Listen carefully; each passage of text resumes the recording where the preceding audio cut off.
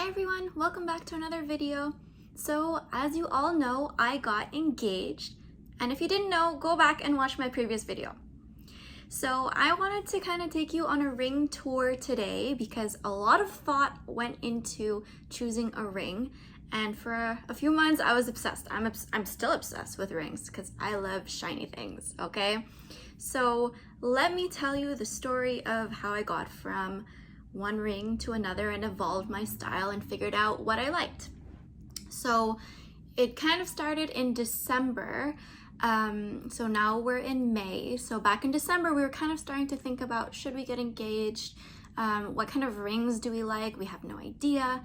So we took a trip to Tiffany's while we were in New York. So we went to the huge Tiffany's. I think it's, how many floors is it? 8 floors? 4 floors? I don't remember, but everything was sparkly. We sat down with the lady and we tried on a bunch of different styles. To begin with, I thought I liked oval shape because that's what everyone is showing on Instagram. And I'm like, oh, that'll be really nice. It's like round, classic, but a bit different because, you know me, I like to be a little bit unique. So we tried on a few and I found that all of the settings were a bit bulky and none of them kind of really struck me as being, wow, that's the one. But we got an idea of what size and what shape. So far the round looked best on me. And we tried on a bunch of halo ones, but I found it was too much. Because if you're going to pay a lot for a diamond and you have a halo and you're not going to be able to see it, what is the point? So, okay. And then next, my mom gave me her ring. I don't know if this camera focuses very well. Anyways, I'll show you a close-up in a minute. So this is her original engagement ring. She got it after she was married, she told me. But my father chose it, and he chose a very nice diamond in a gold setting. And it tells me here, this is 14 karat gold. And my mom wore this for years, didn't take it off. And it fits me just perfect. So it's like this. I would guess it's a bit under 1 carat. Anyways, so she told me, hey, do you want my ring? So I was like, okay, let me think about it. And I tried to wear it a little bit and see how I felt wearing an engagement ring. So anyways, this is her ring. And it actually has a little indent in here. So you could wear a wedding band that's flush with it. It's not doing a good job focusing, but anyways. So that's her ring. So beautiful diamond, I'm sure natural diamond, that's all there was back then. Priceless. And then, okay, I have some notes here of my story. We also went to Burke's just to check out rings and see what was going on. And I was more impressed with Burke's than Tiffany's. I found their settings were more delicate, everything was shiny, and there was one ring that we really liked. It was in the Brassard Burke's, and it was like a 2 carat oval with a halo, and I was like, wow, this is actually really nice. I didn't think I liked oval because the ones that I tried on, my fingers are, I don't know, they're kind of like a triangle kind of shape, and the ovals that we tried were really small, so it kind of left a space in the side, which I didn't like. But the 2 carat, I was like, yeah, this is really nice. So for the longest time, Dennis thought that I wanted an oval. Anyways, so then while I was researching rings and I got lost in the rabbit hole of rings on YouTube, and I learned so much from By Bonnie Jewelry. If you don't know her, check her out on YouTube. Her videos are so educational and she gives a real opinion on what will last you and what will look good on you in different sizes, different shapes, and all the things you really need to know, like the really fine details. So really shout out to her. I love her videos and I watch them religiously every week. There's also videos about should you get a lab diamond, a natural diamond, a moissanite, and what are the differences. So natural diamond we know comes from the earth, takes millions of years to form. Natural diamond like this one.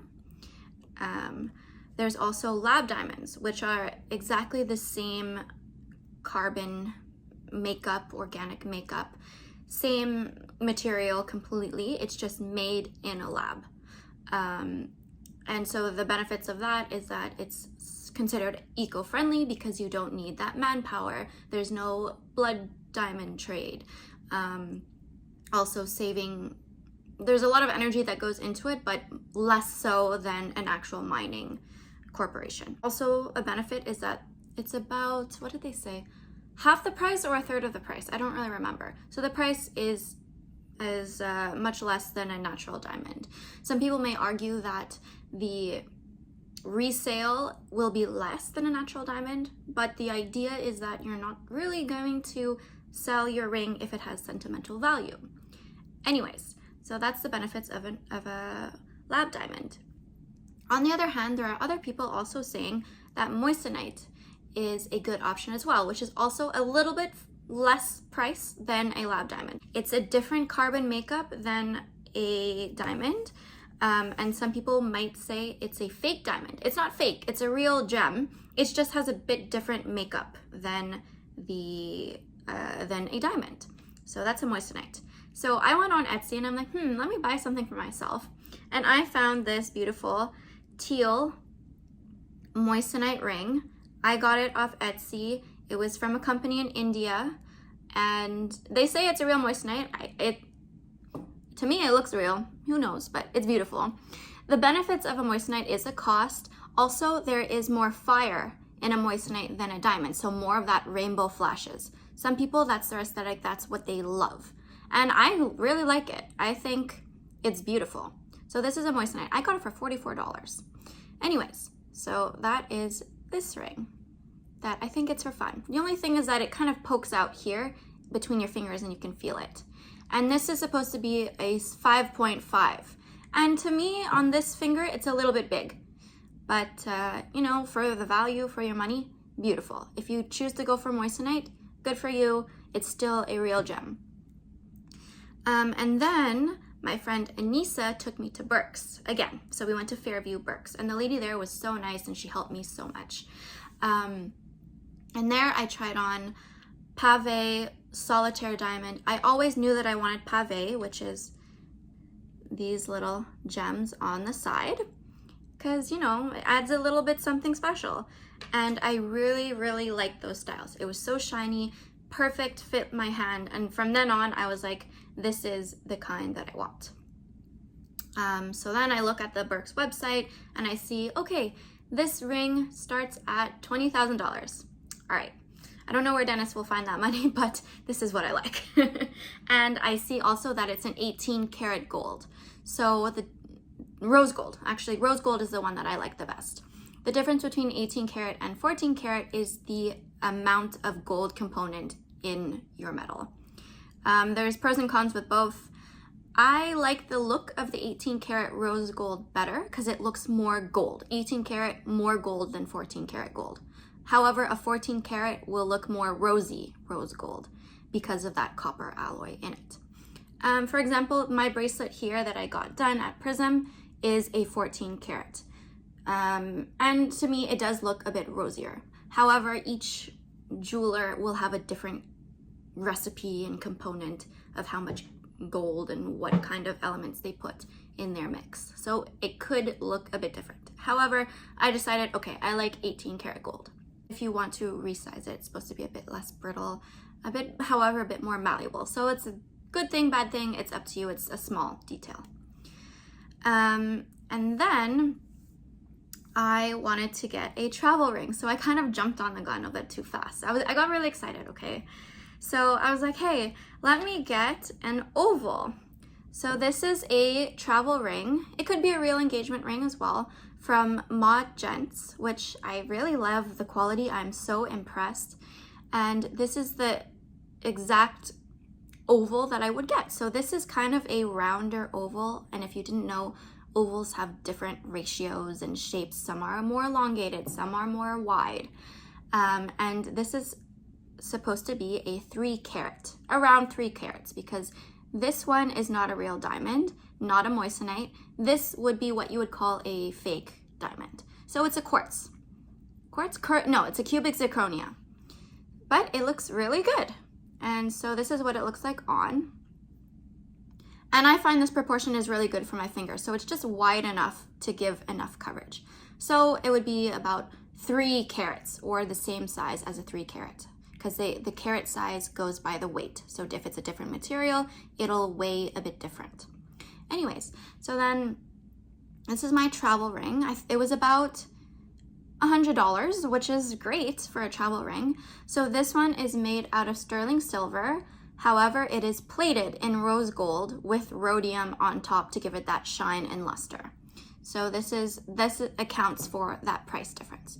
And you can still see inside, it does say 925 sterling silver. So it's still a good quality piece, and some people on a budget may want to have this as their real engagement ring. It doesn't matter, it's really about the sentiment. And then my final ring, my actual engagement ring. So this is my engagement ring. This is a lab diamond. It's about 2.65 carats, and it's an E color VVS2. So with a lab diamond, you can get a better quality diamond or better specs.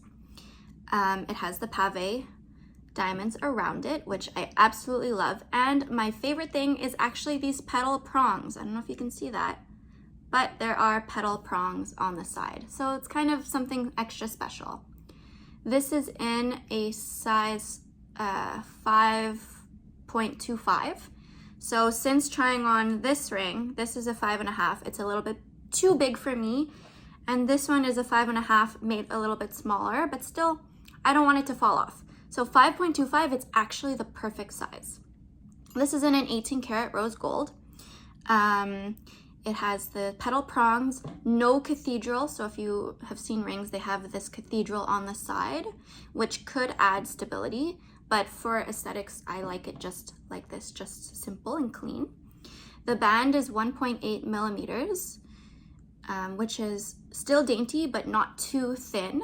So from the videos that I've watched, they tell you not to get a too thin band for stability, and also your ring may slide and it doesn't give support, kind of like a bra. If you get a big enough band on the side, your boobs won't fall down.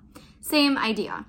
So if you watch those ring videos, you will know that. So 1.8 minimum size to have a good supportive ring. The ring also will sit flush with a wedding band. So that's why it is high enough that a wedding band will fit beside. So if you're shopping for an engagement ring, make sure you take that into account. Dennis chose it all by himself. He chose the stone. He had no idea how big the stone would come out to be. And he was like, oh, shoot. He measured it with his little calipers because he likes that kind of thing. And he was like, oh my God, it's going to end up being huge. But honestly, it's really proportionate. And I really love it. I love what he chose. And I'm so proud of him. So Dennis got this ring from a company called AGI Fine Jewelers. It's located in Toronto, and it's a husband and wife duo. I would totally recommend them. The quality is amazing, and Alex is the jeweler, and he will send updates on your ring and the process of which step he's at. And it was amazing, honestly. The quality is amazing. It's a local business, and I really support that. So I would definitely recommend them to anybody, and they will make anything for you. You get to choose your stone, you choose the carat, you choose they have so many designs, and what makes it really cool is that they do a 3D printing process, so you get exactly perfect results every time. So if you want to check them out, please do so. I also got this little necklace, which is beautiful. I got it off Amazon. However, it's also a secret ring holder. So let's look at how it works. So I have my ring here. I don't know if you can see very well. So you slip it over with the chain and around, and then boom, it fits just like that. And then to get it off, you do the same thing and around like magic. So I definitely would recommend this. So for example, if you're at work or if you're cleaning or cooking, you have your little ring holder to take off and keep it safe. I think that's all I have to say about my rings. I have an assortment here that I love, and I love my engagement ring. And comment below, what do you think about rings? Are you looking for an engagement ring? Should men get an engagement ring? Let me know. Thank you, and we'll see you next time. Bye.